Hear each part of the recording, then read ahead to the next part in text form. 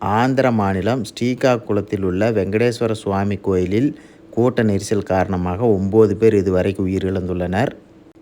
ஏகாதசி பண்டிகையொட்டி காசிபுகாவில் உள்ள கோவிலில் 15,000த்திற்கும் மேற்பட்ட பக்தர்கள் கூடியிருந்ததால் இந்த சம்பவம் நடந்ததாக அரசு அறிக்கை தெரிவித்திருக்கிறது. காயமடைந்தவர்களை உடனடியாக மருத்துவமனைக்கு கொண்டு செல்லப்பட்டுள்ளனர்.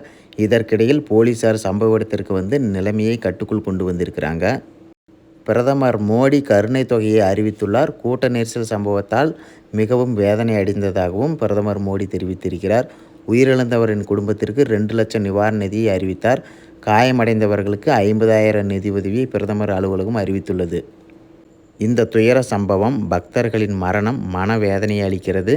இறந்தவர்களின் குடும்பங்களுக்கு எனது ஆழ்ந்த இரங்கலை தெரிவித்துக் கொள்கிறேன் என்று அம்மாநில முதல்வர் சந்திரபாபு நாயுடு எக்ஸ் தளத்தில் பதிவிட்டிருக்கிறார்.